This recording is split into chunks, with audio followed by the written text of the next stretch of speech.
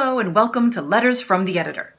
I'm the editor, Faith Moore, and today we're going to talk about dangling modifiers. Huh?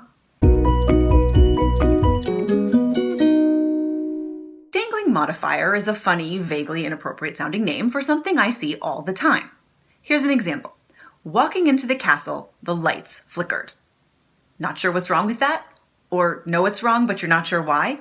Don't worry, I can help. First, let me explain what a modifier is.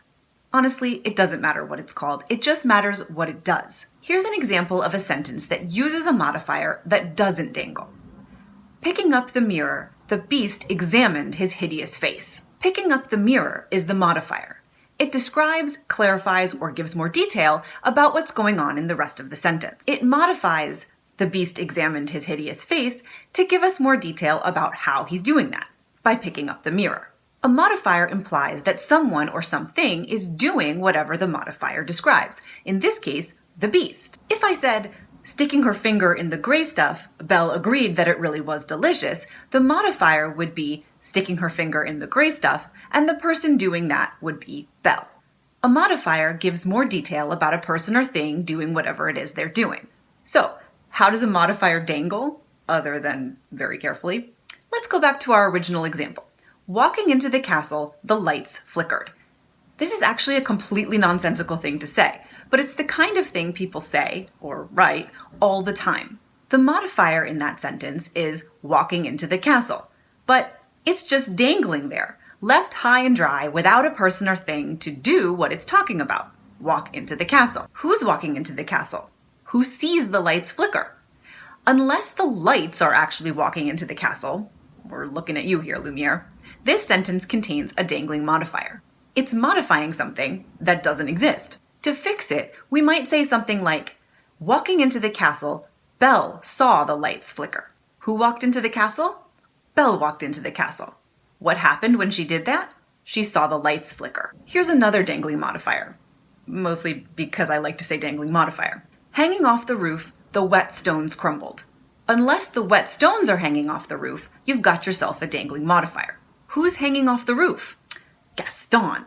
Gaston was hanging off the roof. So if you still want to use a modifier here, you could say something like, hanging off the roof, Gaston felt the wet stones crumble. If you find yourself in a potential dangling modifier situation, don't panic. They're pretty easy to fix. Take a look at your modifier and ask yourself who or what is doing the thing that the modifier describes. So if the modifier is walking into the castle, the person doing that is Belle.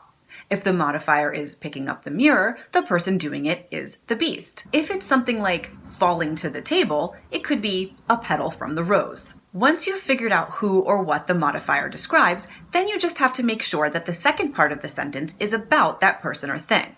If the person or thing the modifier describes is absent from the sentence, then your modifier is probably dangling.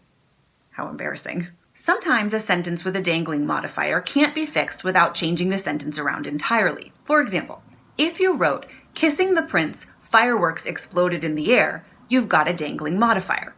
Unless the fireworks are kissing the prince, which for his sake we hope they're not, this modifier is dangling. Who's kissing the prince?